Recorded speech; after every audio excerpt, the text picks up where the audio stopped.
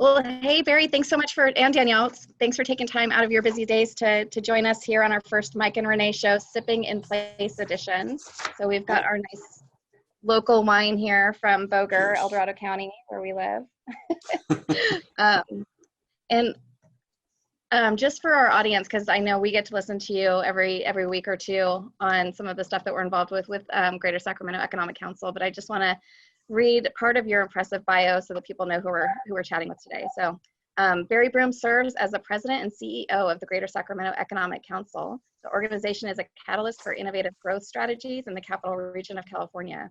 Barry's responsible for leading community-driven efforts to attract, grow, and scale new businesses, develop advanced industries, and guide new job creation strategies throughout the six-county region.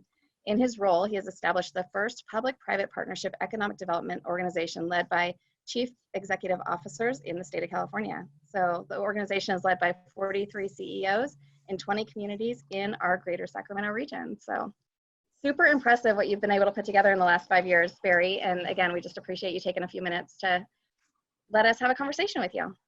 Well, thank you. Yeah, I appreciate being on, and all the credit goes to the community. Awesome. Well, I know I just jumped in and gave your bio, but what can you tell us about yourself and GSEC and what role it plays in our local economic growth? Yeah, I mean, I think for me, I'm an Ohio native, so I lived my life watching friends, families, communities struggle economically. So, if you ever know a medical researcher who's researching a health issue that affected his grandfather or her grandfather, I grew up, watching people being really affected by the economy and watching people struggle all the time my whole life. So when I got out of college, I worked in the corporate world for a few years. And then in Cleveland, we were really having a hard time. And I started this body of work in the inner city and worked my way through to where I am now. So to me, the goal of the organization is to create community confidence and community sustainability in the economy. A lot of times communities feel like the economy is outside their control, and they tend to be optimistic because they're in California, or maybe they're optimistic because they're in Texas. But really, your civic and business and political leadership engaged is the path towards healthy economies, and you can control your own destiny as a community if you leverage your leadership in an aggressive and an intelligent way. And that's what the Greater Sacramento Economic Council is about. Awesome. There was a plane flying overhead, so I muted myself for a second. But what are you hearing from companies that have projects in process or are currently under construction in our area, and those that have planned on coming in, in light of COVID-19? Yeah, I mean, we work with, we either work with really small, compelling, creative companies, and those small, compelling, creative companies are equity-backed, meaning, they're developing a novel technology. So they're operating on cash from their investors.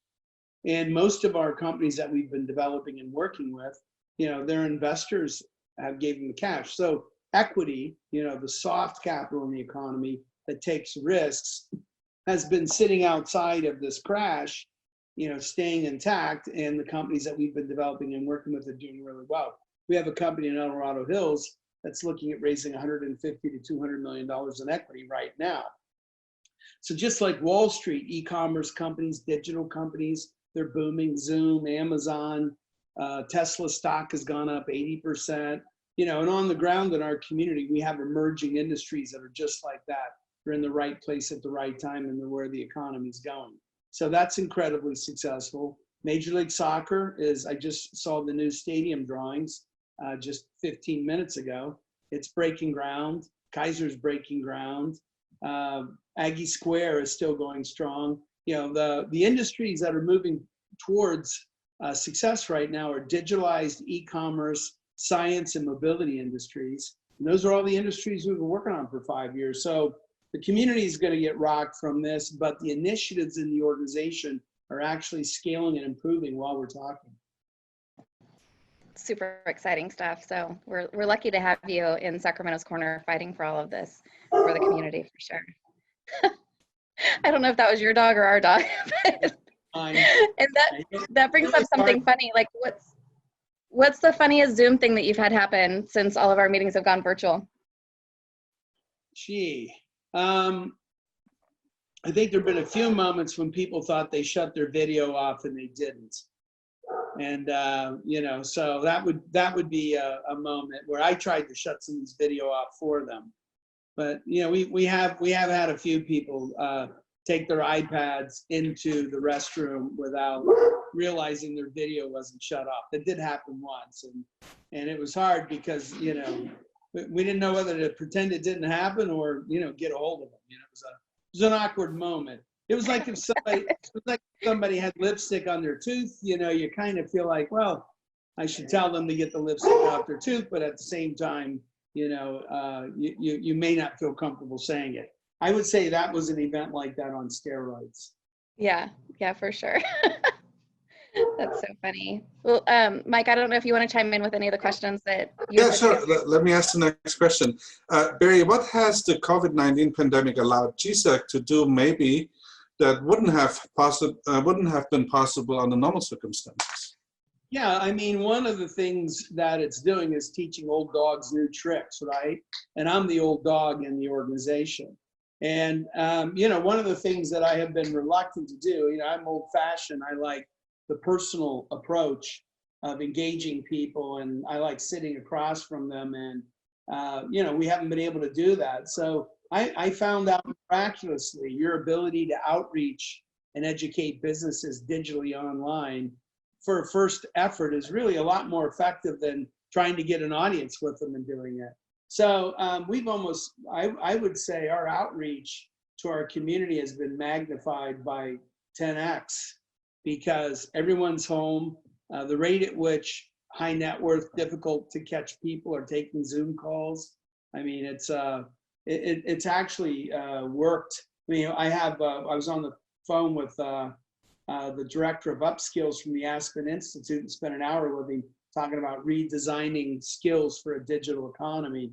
You know, we had 8 or 9 of the top consultants in the country online with us for 2 hours last week, you know, looking digitally at the opportunities in our community. So it's given us greater reach and better communication tools. And then, you know, we're learning what it doesn't do too, right? It's a little harder to do strategic planning online. I think the energy from people in the room and a strategic plan is really important. But certainly, you know, first touch, maintaining and building evidence, getting information to people, you know, we're finding our online digital skill set to be going up, people more receptive, and it's actually been positive. That's awesome. One of the things that I was thinking about with all of this going on is, you know, a big component of getting the businesses here to the area is the real estate aspect of that, and more on the commercial side, of course. But do you think as people start to figure out that they're really productive working from home, do you think that we'll need less commercial space? And will that change any of the planning and the strategy that you guys have going forward? Yeah, I actually and that was on the list of questions, so I apologize. Yeah, I think they're going to need more commercial space. I think just the opposite, because what's happening is people are going to cut their density down. So instead of putting 800 workers, I mean, if you ever be around these big tech houses, Uber, Lyft, especially when they're emerging, Yelp, Tesla, you know, I was in their headquarters, every one of those companies, when they were a relatively young company. And, you know, they scale faster, they can manage real estate. So they are literally on each other's laps. I'll never forget, on Market Street, Harry's Big and Tall, that's where Yelp was founded. And I went in and called on Yelp, gosh, must have been 8 years ago, 10 years ago. I mean, it was like, they were like sardines in a can. So now what's happening is the companies are moving their density numbers from 8 to 4 people in a 500 square foot pod. They're also talking about a spoke and wheel concept where, you know, they're going to rotate their employees from you know, telecommuting to being in the office. So instead of having one set of workers in one part of the state or in the region telecommuting and your workers are together and building more density, which is what's been going on in the marketplace, we think there's going to be less density, but that's going to require more real estate. And then the rotation of people in and out of the office environment into a telecommuting environment or a digital environment, I hope that benefits us. I think it really does. One of the things we have a chance to do is to benefit from this because, you know, when the market's at 3.5% unemployment mean, one of the disadvantages we have, we launched our organization in 2015. We hadn't recovered as a community, but the rest of the markets had recovered. So when we were starting to talk to the Bay Area and Silicon Valley and LA and Seattle and the national markets in 2015, they already had their plans grooved out and where they were going and what they were doing and how they were working. Now that's all up in the air. You know, Google, Microsoft, Facebook, Salesforce, you know, they're all revisiting what they do, where they go, how they do it. And that's a real opportunity for the Sacramento region to be able to get their story to those leaders and get them to revisit our region. And, you know, I'm hopeful that, you know, we'll get serious consideration where 15, 16, 17, 18 maybe kick the tires a little, but, you know, their year-to-year growth's double digit, they're making money. You go in and talk to these companies, they're building 2, 3, 4 million square feet at the same time. You know, they're not going to take their foot off the gas and rethink what they're doing. Now they all are, and I'm hoping our work over the last 5 years and what we're going to do in the next 1 to 2 years will really pay off for us. Clearly, we're where the people want to be. And as much as it's a talent-driven decision now, the evidence is overwhelming. People want to live in our community, and I'm hoping that translates to more investment decisions. And so moving on, Barry, what do you think it should or could look like as we slowly transition to maybe opening up a little bit? I heard the governor talk today. Now he has the 6 big components and then 4 phases. It gets a little complicated. What are we taking from that, and how can we help them, and what does it look like? One of the most important things, what's going to really hurt us, is the Georgia, Texas openings. And if in 2 or 3 weeks, if you know, just so you know, the definition of a surge, I don't know exactly what these policymakers are being told by the CDC and public health officials, but I assure you, whatever they are saying is absolutely terrifying them. And I'm not sure how to feel about that. I was on NPR this morning. You know, you shouldn't take, you know, public health recommendations from me. But, you know, the way I look at it is, you know, COVID-19 has to share the public health responsibility with the effect of joblessness, food security, housing security. You know, we've disrupted the food chain now. We're going to have inflation. You know, so this pandemic, the protection of it is hurting the economy and causing serious public health concerns like, will you be able to have a police response time at a city like Detroit when it loses all of its revenue and it doesn't bounce back very well? So to me, I think healthcare's got to come back first, because obviously the healthcare professionals, people with surgeries, metabolic diseases, those have not been in our hospitals. And our hospitals are about 20% capacity. So we have 80% more capacity sitting in our hospitals in California. So I think, you know, we need to bring healthcare back, manufacturing, and then I think we need to phase in the rest of the economy. It may be more like, you know, sadly, we don't open bars and restaurants, and we don't open large facilities for entertainment engagement like Major League Baseball, and sort of see the rest of the economy open. I think the most positive news I've heard is there's a lot of breakthroughs at Cambridge on viruses and vaccines, and people are saying we'll have a vaccine between September and November. And I think really that's our best hope to really put this behind us. That's the most positive thing I've heard in a long time. Thank you. Mm-hmm. Mm-hmm. You spend too much time listening to the governor, for sure, Mike. I know. Yeah. And to the regular news. So I know we only have a couple more minutes with you, Barry, before you have to get to your next meeting. And I know on one of your calls that we had with the Invested Champions recently, you were talking about, hey, if we can open back up by like mid-June, most of the businesses are probably going to be okay. If it goes beyond that, who knows? But what do you think that the long-term economic impact is going to be for the region once we do open up? And do you think at this point that the stay-at-home order is going to continue through the summer? And how are we going to endure this as a Sacramento region? Yeah, I think, you know, I would like to see, you know, really, you know, intense enforcement, you know, just like the little rally we had downtown, you know, where people open up, open up, open up. We had a small spike in coronavirus cases from that, you know, so we really are flattening a curve by following the stay-at-home order. But I think if we behave ourselves, you'll start to see a modification in the order by May 15th. And then that's going to depend upon how well we practice social distancing, because if we start seeing spikes, we're going to close it. I think the reason the governor is not reopening us regionally, because I think Greater Sacramento is ready to go, is, you know, the Los Angeles market, you know, he does not want to see Los Angeles, nor do we, end up like New York City. And I think what the governor is working against is the fear that LA is going to become New York City. And we don't want to see almost 50% of the impact of the pandemic's in New York. So we don't want to see 25,000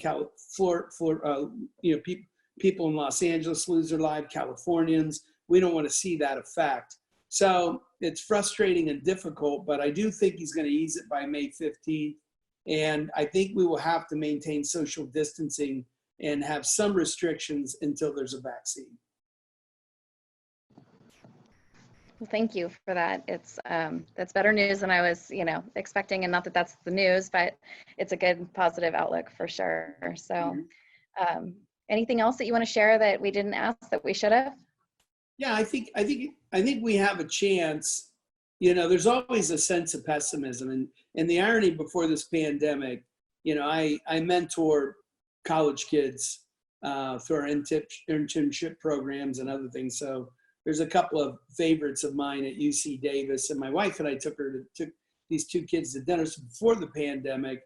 And, young kids are worried about everything. They worry about everything, right? They're worried about climate change. They're worried about feeding the world.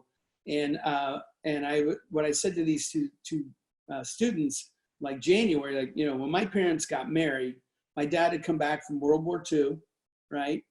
And 50 million people had been killed. Imagine coming back from a war and 50 million people in the world were killed. And imagine that the US economy had been broken down from 1929 to 1945. And so after 16 years of battle in a depression economy, then moving into World War II and losing 50 million people, they started their lives like so many other Americans. And then we ran off a 75-year run that was, the greatest democratic and economic period in the history of the free world. So we'll be coming back from this very strong, very powerfully. We'll be a better community for this, and I really believe we'll be a better country. Awesome. Beautiful. You're seriously like my favorite economist to talk to ever. Every time I get a chance to hear you talk, I hop on the calls because, it's just, you have a positive outlook, but it's real. And so I just appreciate you taking the time to talk to Mike and I in our Mike and Renee Show, sipping at home edition. It's mainly the Renee Show, but I'm here. Hey, well, that's real life too, honey. Sorry. I'm looking forward to having a beer in person soon. I hope so. Cheers to that. Cheers to that. All right, Thanks, Barry. Thanks, Barry. All right, have a Thanks, good day. Danielle. Yeah, you too. Thanks, Thank you, Danielle. everybody. Good luck on your show, and we'll talk to you soon. Sounds Sounds good. good. Thank you. Bye-bye. Bye. So I think Barry, like you said, is just a phenomenal person. He knows so much, and he's so well connected that he really can give us a perspective that most people I know can't give us, right? Right. Yeah, absolutely. And it's just refreshing to hear, people like Danielle and Barry who are having conversation with our political leaders. And so they are in the know, hearing them say, hey, we're going to come out of this stronger, and it's going to be different, but it's going to be better. And that's just, it's definitely better than the everyday, news media that we get on, the news outlets. That's true. Names. Cool. Okay. Well, So. You should right. Let people know how they can get more of this info. Yeah, we'll definitely put the link for the Greater Sacramento Economic Council in the post here so that you guys can subscribe. They've got a really cool, I don't know if we should say cool, but they've got a really informative COVID-19 newsletter that they're doing every Friday where they've compiled information that's important and relevant, and they're sending that out via email. So we'll put a link below how you can subscribe to that. And of course, you should definitely like and follow the Friedrich team here on social media as well. We've got Instagram, Facebook, and Twitter, of course. And so follow us there, and you'll get more info like this. And if you know of any professionals that that you think we should interview, I would definitely encourage you to put that in the comments as well, so we can reach out to them and do our part to make the world a little bit better and better informed. Yeah, and if you want to have a Zoom call with us and sip in place, we're always down for that too. So just reach out, let us know what you want to talk about, and we'll have our wine ready over on our side. And you know, cheers to you all out there in social media world. Cheers. Thanks for joining us. Thank you. Bye-bye.